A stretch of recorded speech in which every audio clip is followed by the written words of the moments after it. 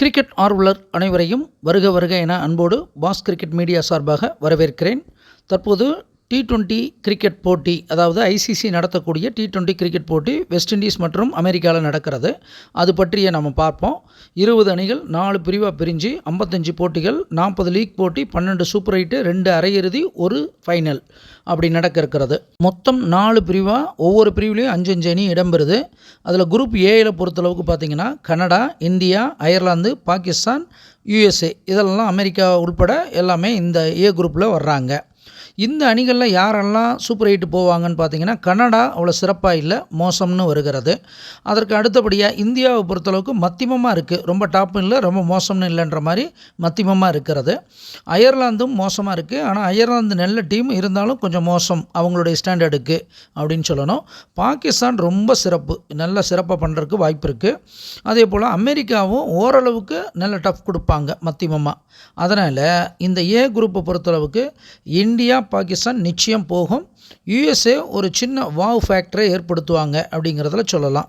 மற்ற அயர்லாந்தும் கனடாவும் அவ்வளோ சிறப்பு இல்லை அப்படிங்கிறத சொல்லணும். அடுத்து குரூப் பியை பொறுத்தளவுக்கு பார்த்திங்கன்னா Australia, England, Namibia, Oman, Scotland இவங்கெல்லாம் அந்த குரூப்பில் இடம் பிடிச்சிருக்காங்க. ஆஸ்திரேலியா அணி எப்படி விளையாடும்னா ஓரளவுக்கு மத்தியமமாக இருக்காங்க.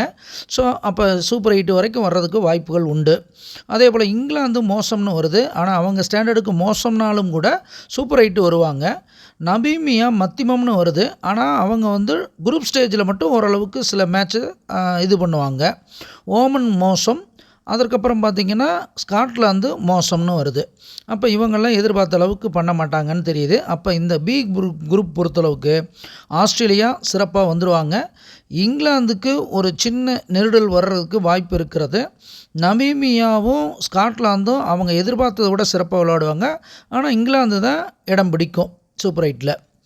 அடுத்த குரூப் பார்த்திங்கன்னா சி குரூப்பை பொறுத்தளவுக்கு Afghanistan, New Zealand, Papua New Guinea, Uganda, West Indies விளையாடுது. இதில் ஆப்கானிஸ்தான் மத்தியமமாக செயல்படுறாங்க, அவங்க சிறப்பாக தான் செயல்படுவாங்க. நியூசிலாந்தும் மத்தியமம், அவங்களும் சிறப்பாக செயல்படுறதுக்கு வாய்ப்புகள் நல்லா இருக்குது. அதற்கு அடுத்தபடியாக உகண்டா மிகச்சிறப்பு. உகண்டா அவங்க ஸ்டாண்டர்டுக்கு ஓரளவுக்கு பண்ணுவாங்க, ஆனால் சூப்பர் 8க்கு போகிறதுக்கு வாய்ப்பு இல்லை. வெஸ்ட் இண்டீஸும் மத்தியமமாக இருக்கிறது. அதுக்கப்புறம் பப்புவா நியூகினியா அவங்களும் சிறப்பாக செயல்படுவாங்கன்னு இருக்கிறது. அப்போ இவங்கெல்லாம் ஓரளவுக்கு செயல்படுவாங்க குரூப் ஸ்டேஜ், லீக் ஸ்டேஜில் மட்டும். பட்டு நமக்கு சூப்பர் 8க்கு ஆப்கானிஸ்தான், நியூசிலாந்து, வெஸ்ட் இண்டீஸ் இந்த குரூப் மட்டும் கொஞ்சம் குழப்பமாக இருக்கிறது. நியூசிலாந்து, வெஸ்ட் இண்டீஸா அடுத்து ஆப்கானிஸ்தானா அப்படிங்கிற மாதிரி போகுது அப்படின்னு சொல்லணும். இந்த குரூப்பு கொஞ்சம் யோசிக்கணும். அடுத்து டி குரூப்பை பொறுத்தளவுக்கு Bangladesh, Nepal, Netherlands, south Africa மற்றும் ஸ்ரீலங்கா இவங்கெல்லாம் இந்த டி குரூப்பில் இடம் பிடிக்கிறாங்க. பொதுவாக பங்களாதேஷை பொறுத்தளவுக்கு இதில் மத்தியமமான செயல்பாடு பண்ணுறாங்க அப்படிங்கிறத காண்பிக்கிறது. நேபாள் மோசம், அது அவ்வளோ சிறப்பாக இல்லை, ஏன்னா புது அணின்றதுனாலையும். நெதர்லாந்து ஓரளவுக்கு நல்லா பண்ணுவாங்க அப்படிங்கிறத காமிக்கிறது மத்தியமம்.